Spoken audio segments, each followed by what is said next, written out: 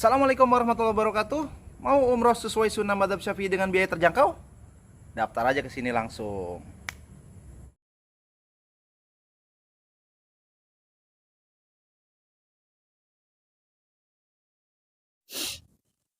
Bismillahirrahmanirrahim. Assalamualaikum warahmatullahi wabarakatuh. Waalaikumsalam warahmatullahi wabarakatuh. Alhamdulillahi wassalatu wassalamu ala rasulillah ma ba'du.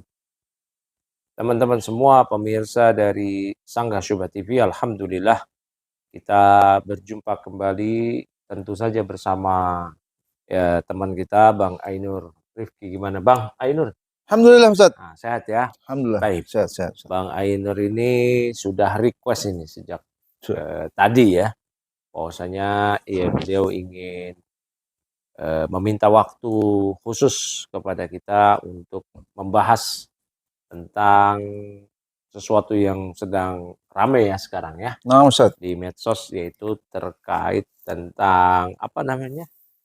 Pembahasan madhab. Pembahasan madhab. Gimana? Ya Ustaz. Jadi gini Ustaz. Pembahasan madhab nih jadi diangkat lagi nih Ustaz. Terkait dengan viral barusan saya juga baru lihat video ceramah dari Ustadz Abdul Hakim di TV Roja tuh ya. Ya. Ustadz, sekarang ini banyak ustadz-ustadz salafi, benar nih banyak, yang mengajarkan masyarakat ya dengan kitab-kitab fikih mazhab, semisal Matan Abi Syuja'. Bagaimana pandangan Ustadz dalam hal ini? Berarti kita mundur hampir 1000 tahun, mundur 500 tahun, mundur ke belakang. Harusnya kita maju, mundur lagi ke belakang. Tidak ada perintah Allah dan Rasulnya untuk mengikuti mazhab. Coba antum merenung sejenak. Para sahabat, Abu Bakar, Umar, dan Utsman, Ali bin Abi Thalib, ini Al-Khulafa Ar-Rasyidin, kemudian seluruh para sahabat. Mazhabnya apa? Bermadhab nggak mereka? Saya bantu jawab. Tidak bermadhab. Mereka mengambil agama mereka dari Alkitab. Bahasa Al-Quran jauh lebih mudah dari bahasa kaum madhab. Mudah dipahami Al-Quran ini. Ada sebagian yang kita tidak paham karena ini bagian ulama. Nah, kita minta bantuan dari ulama. Baca hadis, dari hadis mereka mengambil. Qala Rasulullah sallallahu alaihi wasallam. Begitu kehidupan keagamaan para sahabat. Qala Allah wa qala Rasul. Qala Allah wa qala Rasul. Qala Allah wa qala Rasul. Baca kitab-kitab hadis. Apa itu madhab? Madhab itu kumpulan pendapat dan ijtihad ulama. Dan kita tahu bahwa ijtihad bisa benar, bisa salah.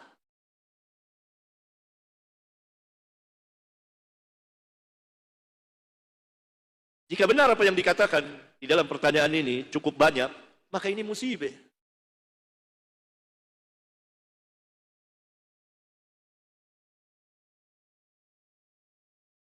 Berarti ini kaum madhab.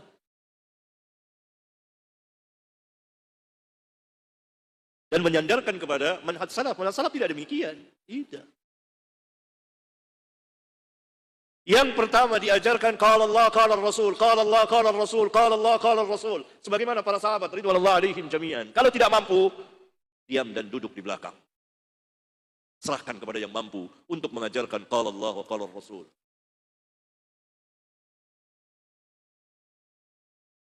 Nah, ini benar-benar mundur ke belakang ini, ratusan tahun yang lalu. Di masa kejumutan. Ajarkan para pengajar, ajarkan para pelajar dengan qala Allah, qala Rasul. Masalah apa yang mau dibahas? Masalah bab fikih, ada kitab-kitab hukum seperti Bulughul Maram, seperti Umdatul Ahkam, seperti Al-Muharrar, seperti Al-Muntaqa. Itu kitab-kitab hukum yang ringan. Umdatul Ahkam, Umdatul Ahkam. Kumpulan hadis-hadis sahih yang dikeluarkan oleh Bukhari dan Muslim yang secara khusus berbicara tentang hukum. Kemudian syarahnya minta bantuan dari ulama. Terkait dengan madhab. Jadi backgroundnya gini. Ada penanya, dia mengungkapkan fenomena banyaknya ustadz salafi yang mengajarkan mazhab semisal matan Abi Suja nih Ustadz. Jadi problem pertama nih yang saya tangkap ya. Beliau tuh berkali-kali bilang bahwa ketika kita belajar mazhab itu adalah sebuah kemunduran dalam dakwah seperti di masa kejumudan Ustadz. Atau kita mundur ke 500 tahun lalu gitu. Karena apa? Karena nggak ada perintah dari Allah dan Rasulnya untuk mengikuti mazhab. Khulafaur Rasyidin, mazhabnya apa? Kemudian bahkan Imam Syafi'i, Imam Ahmad, mazhabnya apa? Nah, ini syubhat pertama nih Ustadz. Gimana Ustadz? Baik. Terkait apa yang beliau katakan, kalau mengkaji para pembelajar salafi, mengkaji fikih mazhab dibilang kembali kepada kemunduran, ini keliru. Ya, kejumudan. Ini seperti orang-orang liberal yang mengatakan kalau kita mengkaji kitab-kitab turas itu adalah kemunduran, kembali kepada kejumutan. Mungkin maksud beliau tidak seperti orang-orang liberal ya, tapi maksudnya kembali kepada zaman jumud dari kalangan orang-orang yang bermadzhab dahulu. Nah, itu juga keliru ya. Karena bermadzhab itu membuat seseorang mampu mengkaji fikih dan mengamalkan fikih secara tadarruj. Bukan kembali kepada jumud. Artinya kalau ada yang jumud yaitu kasuistik dari oknum. Ya, bukanlah itu gambaran utuh dari bermadzhab. Tidak demikian. Nah, kemudian semisal yang tadi disebut matan Abu Syuja. Matan Abu Syuja itu adalah diperuntukkan untuk orang-orang awam. Orang-orang awam yang ingin langsung beramal tanpa perlu mengetahui, meneliti, mengkaji dalil-dalil yang ada. Terlebih lagi dalil-dalilnya itu tidak diketahui oleh si awam ini apakah dalilnya sahih.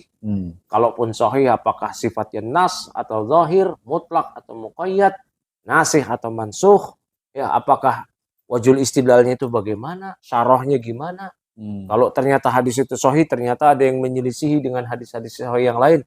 Bagaimana mentarjihnya, ini sanadnya gimana, apakah syad, mana yang syad, mana yang mahfud. Ini orang awam tidak mungkin mengetahui hal ini. Contoh kita belajar kitab fikih hadis ya, misal Bulughul Maram. Al-Hafidz dalam satu kasus membawakan dalil-dalil dari dua pendapat. Ini orang awam bingung, jadi ngamalin yang mana nih? Belum membawakan tayamum sampai telapak tangan saja ketika mengusap tangan, 1 sampai siku, ya. Kemudian yang lain-lain juga demikian, hatta kunut subuh, hatta bacaan basmalah di jahar atau di sir, ya Al-Hafidz membawakan semua. Ya, membawakan semuanya mengenai hal ini. Juga buku-buku fikih yang lain atau buku-buku hadis yang lain, semisal Sunanul Kubra Al-Baihaqi belum membawakan juga berbagai riwayat itu. Kalau kita kembali langsung kepada buku-buku hadis, nah itu akan kesulitan orang-orang awam. Jadi orang awam semisal membaca atau belajar fikih matan Abu Syuja kalau dalam mazhab Syafi'i, kalau mazhab-mazhab yang lain juga buku-buku yang semisal dengan Abu Syuja itu enak. Ketika mereka belajar ini syarat sah sholat, nah berarti maka mereka harus memenuhi itu. Syarat sah sholat sebelum sholat, rukun sholat, mereka harus memenuhi. Udah enak, gampang. Jadi keliru kalau dikatakan kemunduran. Kembali kepada kemunduran. Nah itu keliru ya. Justru kembali kepada kemajuan. Kemajuan kita karena konsep kita beragama semakin kita mundur mengikuti ke belakang, itulah kebaikan.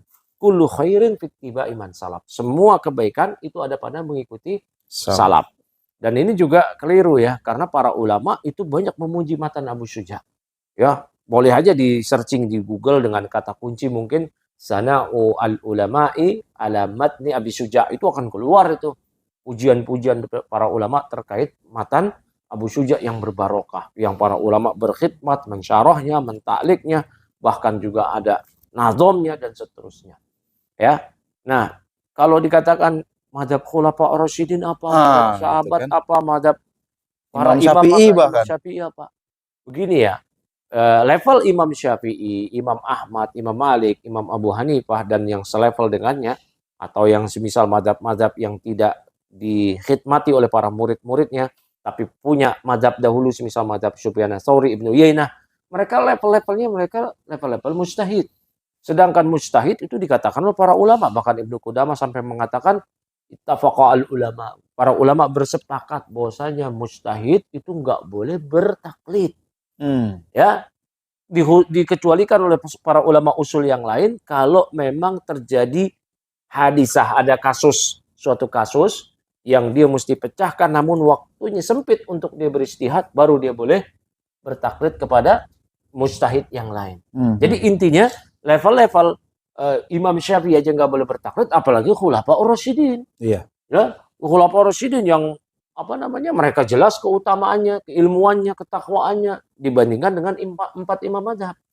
Nah, jadi begitu keliru kalau dikatakan mazhab Khulafaur Rasyidin apa, mazhab Imam Syafi'i apa. Nah, ini keliru ya, karena kan manusia itu ada mujtahid, ya enggak? Mujtahid mutlak, mujtahid mazhab, dan mujtahid yang di selevel dengannya. Kemudian ada muqallid, ada ami. Nah, itu harus dibedakan. Baik, begitu. Nah, terus kemudian apalagi itu tadi yang di videonya itu ya. Yang tadi ya, ini yang antum rangkum berarti ya. Ya, ada lagi nih Ustaz. Kemudian yang kedua, para salaf tidak menyuruh demikian karena mereka selalu membawakan qala Allah, qala Rasul. Kalau belajar matan fikih tidak ada dalilnya, tadi mungkin sudah dijelaskan ya Ustaz. Ya, itu juga keliru ya para ulama ya, semisal para ulama ya mengatakan kalau kita mengatakan dalil itu nggak ada mazhab nggak fikih mazhab nggak ada dalil, itu bentuk suudzon kepada para ulama. Seakan-akan para ulama membangun kerangka dalil, kerangka amal itu tanpa ada landasan syariatnya. Itu sungguh buruk sangka kepada para ulama yang itu harusnya kita hindari. Terlebih lagi misalkan Al-Imam An-Nawawi, beliau adalah alum hadis. Beliau bahkan mensyarah kitab Sahih Muslim. Ya. Nah, beliau memuat kitab-kitab fikih itu yang matan aja tuh, semisal Raudhatut Thalibin, nggak ada dalilnya itu. Jarang beliau sebutkan dalilnya itu. Apakah Imam Nawawi nggak pakai dalil sama sekali? Beliau alul hadis. Ya, beliau imam dalam hadis. Jadi kalau dikatakan tanpa dalil ini keliru. Justru para muhaddis itu banyak berkecimpung di mazhab. Al-Imam Ibnu Khuzaimah beliau bermadzhab. Ya, para mufassir juga bermadzhab. Semua bermadzhab gitu. Jadi sesuatu hal yang tidak terelakkan dalam dunia Islam seperti ini, dalam khasanah Islam seperti ini. Nah, terus artinya perkataan tadi itu mengeneralisir semua kitab-kitab matan fikih itu tidak berdalil ya. Jadi itu keliru ya. Begitu kan ya? Itu keliru karena matan-matan fikih itu kan ada yang lanjutan, ada yang menengah, ada yang di bawah lagi pemula, mubtadiin, bahkan ada yang level di bawahnya lagi. Itu tidak perlu berdalil karena yang mereka butuhkan adalah langsung to the point. Apa? Saya mau wudhu nih, apa rukun wudhu? Apa pembatal wudhu nih? Demikian. Apa ini? Kalau dikasih dalil misalkan dari Sahih Bukhari, dari Bulughul Maram, dari Umdatul Ahkam, bergelimang dalil, malah dia bingung. Yang mana ini yang mau diamati? Sementara ada ta'arud, ada kontradiksi. Harus menguatkan yang mana nih? Harus mentarjih, menguatkan yang mana? Sementara tarjih adalah hak para imam, hak para mujtahidin. Sebagaimana dikatakan oleh para usuliyun. Bukan hak orang awam. Nah, kemudian Ustaz, bahasa Quran jauh lebih mudah dipahami dibandingkan bahasa kaum madhab. Nah, beliau tuh menggunakan istilah kaum madhab nih, saya nggak tahu paham maksudnya apa. Ya. Kemudian ada sebagian kita jika tidak paham maka tanya ke ulama. Ini kan benar ya? Tanya ke ulama gitu. Kalau itu ya bahasa Quran itu balaghatul Quran balaghatun aliyah. Balaghah Quran itu sastra Quran itu sastra yang tertinggi. Ya, kalau mazhab itu kan enak. Misalkan begini. Min mubtilatil wudu, diantara pembatal wudu menyentuh lawan jenis, ya, ajnabi, ya, lawan jenis yang non mahram begitu yang sudah balik, ya. Nah, kalau di Al-Qur'an pembatal wudu aula mastumun nisa, itu para ulama sampai berselisih pendapat dengan perselisihan yang panjang. Bahkan para sahabat berselisih. Ibnu Abbas memahami atau kalian menyentuh wanita itu jima. Sementara sahabat yang lain, Abdullah bin Mas'ud, Ibnu Umar berpendapat menyentuh ya menyentuh. Madzhab Syafi'i berpendapat menyentuh aja batal. Madzhab Hanbali kalau nggak pakai syahwat nggak batal. Ya, kalau pakai syahwat batal. Madzhab Hanafi syahwat atau nggak syahwat nggak batal. Itu kan pelik. Iya. Ya, itu kan pelik itu apa namanya? Kemudian sama madzhab dipermudah. Betul. Dipermudah. Jadi memahami ayat aula mastumun nisa atau kalian menyentuh wanita itu aja. Para ulama berselisih. Nah, ketika madzhab nih kita ngambil madzhab Syafi'i. Enak gitu ketika langsung. Di antara pembatal wudu menyentuh lawan jenis. Udah batal, selesai. Nah, kan? Jadi hadirnya madzhab itu untuk memudahkan. untuk memudahkan. Lagi pula orang awam langsung ke Quran, ini bahaya nih, nanti dia menyimpulkan dengan pendapat dia sendiri. Nanti kena hadis, man qala fi kitabillahi, ya. Ya, barang siapa yang berkata tentang Al-Qur'an bi ra'yihi, dengan pendapatnya sendiri, faliyatabawa maq'adahu minan nar. Maka siap-siap tempat duduknya di neraka. Ya nggak boleh.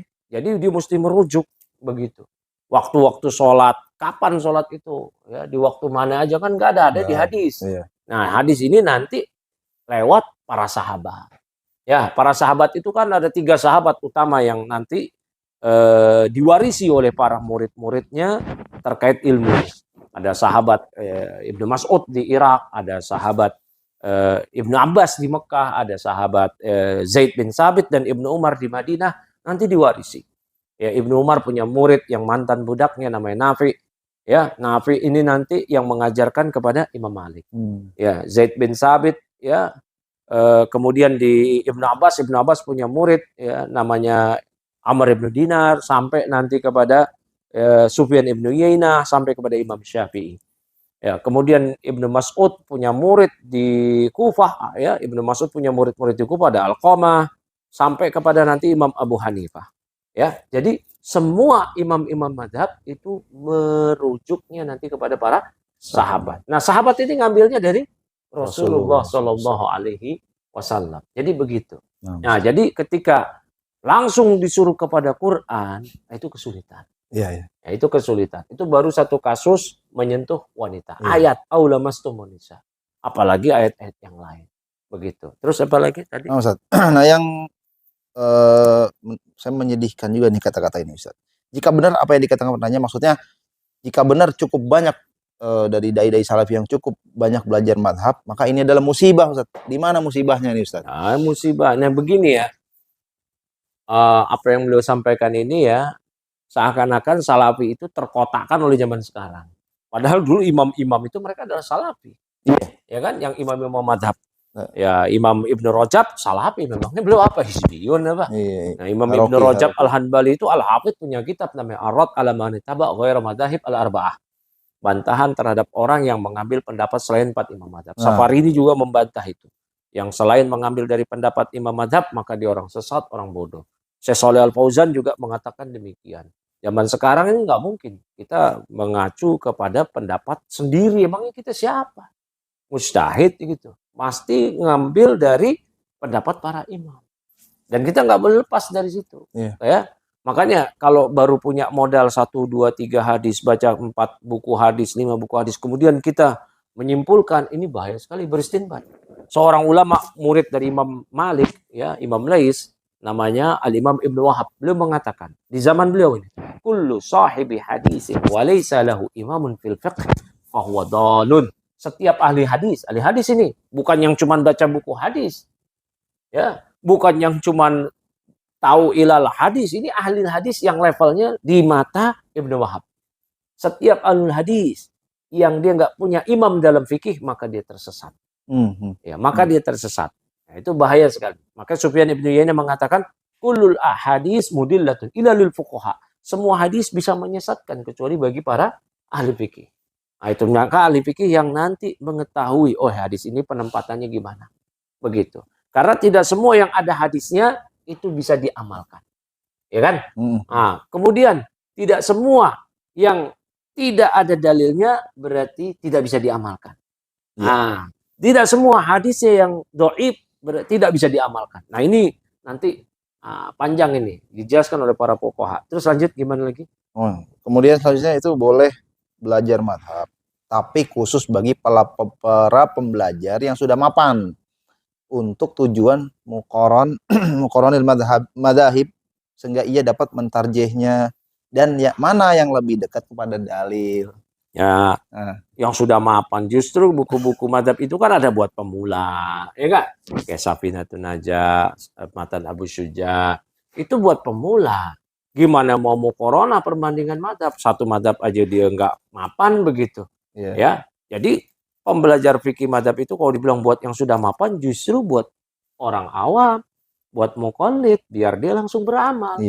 Mau ke buku-buku madhab tuh langsung mengamalkan apa rukun wudu, apa pembatal wudu, apa sunnah wudu, apa makruh wudu, apa syarat sholat qashar, apa rukun tayamum, apa rukun mandi janabah, apa rukun puasa, apa pembatal puasa. Itu kan buat pemula. Ya, bukan buat orang yang sudah mantap. Kalau udah mantap, naik lagi nanti jenjangnya. Jenjangnya naik lagi. Jadi kalau dikatakan mazhab buat orang awam, lantas apa fungsinya? Fiqh Syafi'i lil mubtadi'in itu ada judul itu kitab kan. itu. Ini fikih Syafi'i untuk para newbie, pemula. Lah itu pemula yang pemula betulan begitu. Pemula betulan. Nah, itu jadi tidak tepat ya kalau dikatakan hadirnya mazhab itu untuk para pembelajar yang sudah mapan. Yang sudah mapan dalam hal apa? Ekonomi. Nah, itu juga kata. Mungkin maksudnya mapan dalam hal ilmuwan. Nah, tidak juga itu ya. Jadi di compare nih mazhab A B C, dalil mana nih? Nah, jadi itu, dia jadi ini dong. Mujtahid. Ya mau mentarji ya, ya itu mentarji itu kurang tepat ya, kurang tepat. Terus apalagi tadi? Ya, beliau menganjurkan langsung baca Al-Um agar mencocokkan apakah benar pendapat Asy-Syafi'i demikian. Jadi baca langsung Al-Um gitu. Itu nggak ada ulama Syafi'iyah ya, selevel kayak Nawawi, yang Ibnu Hajar, yang mereka para ulama Syafi'i yang kibar-kibar ya, yang mengatakan kalau mau belajar Syafi'i langsung ke bukunya Imam Syafi'i. Itu nggak ada yang kayak begitu. Makanya ini kan karena ketidaktahuan akan mazhab itu sendiri. Bahwasanya ada namanya tadarruj, belajar bertahap. Ya, mereka para ulama Syafi'iyah sering menganjurkan ini ya, belajar fikih mulai misalkan dari Safina naik ke Matan Abu Suja, ya, kemudian belajar syarahnya ya, Hasyiah Ibnu Qasim, kemudian naik lagi belajar lagi misalkan ke syarahnya yang lain, syarah Ali Kena, syarahnya Al-Khatib Asy-Syirbini, kemudian naik lagi misalkan Fathul Mu'in ya, terus naik lagi terus sampai Rodotul Thalibin, sampai ke syuruhatnya, syarah-syarahnya, baru naik lagi ke buku-buku yang lebih berat lagi, baru sampai ke Al-Um. Orang awam langsung baca Al-Um malah keder sendiri. Jadi kan ada tingkatan-tingkatannya. Jadi nggak tepat begitu. Biar langsung ngambil dari pendapat Syafi'i langsung ke Al-Um begitu. Nah, itu tidak tepat. Al-Um sendiri pun diringkas oleh Al-Muzanni, muridnya Syafi'i, jadi Mukhtasar Al-Muzanni. Dari Mukhtasar Al-Muzanni inilah nanti berkembang. Diringkas lagi. Diringkas oleh Al-Juwaini. Al-Juwaini punya kitab Nihayatul Matlab ya. Itu panjang sekali mengenai penjelasan dari Mukhtasar Al-Muzanni. Nah, diringkas lagi oleh muridnya Al-Juwaini, namanya Al-Ghazali, punya kitab namanya Al-Basit, kemudian sampai jadi Al-Wajiz ya. Jadi bertahap kayak begitu. Sampailah kepada kita misal Matan Abu Suja. Itu nanti muaranya juga kepada Al-Um. Al-Um nanti muaranya kepada, khusus mazhab Syafi'i ini, Imam Syafi'i itu punya 3 mazhab sahabat. Beliau punya mazhabnya Ibnu Mas'ud dari Madrasah Al-Hukufah yang beliau ambil dari Muhammad bin Hasan. Muhammad bin Hasan Asy-Syaibani dari Imam Abu Hanifah sampai nanti bermuara ke Ibnu Mas'ud. Beliau juga belajar di Mekah dari Ibnu Uyainah kemudian sampai kepada Ibnu Abbas. Beliau belajar di Madinah dari Imam Malik nanti ke Ibnu Umar. Ya, jadi begitu. Jadi nanti 3 sahabat ini dari mana? Dari Rasulullah Sallallahu Alaihi Wasallam. Jadi begitu. Jadi terakhir gimana Ustaz? Nasihat antum buat para pengikut Ustaz Abdul Hakim yang meyakini bahwa belajar bermazhab itu ada kemunduran dan lain-lain itu gimana Ustaz? Ya, kalau Imam Malik mengatakan kullu qaulin yu'khadhu wa yurad, ya kan? Setiap perkataan bisa diambil, bisa ditolak, kecuali perkataan Nabi Sallallahu Alaihi Wasallam. Ya, mungkin mereka sering menghadirkan perkataan Imam Malik ini atau yang semisal dari perkataan imam-imam yang lain untuk diperuntukkan kepada pendapat mazhab. Kalau pendapat mazhabnya bisa ditolak, apalagi pendapatnya Ustadz Hakim. Betul. Ya kan begitu. Betul Ustaz. Nah, jadi pendapat Ustadz Hakim ini jangan diterima. Keliru. Ya keliru. Fatal, ya, kalau diikutin malah nanti kesalahannya menyasar ke Ustadz Hakim. Ya, kesalahan jariahnya. Baik begitu. Nah, Ustaz,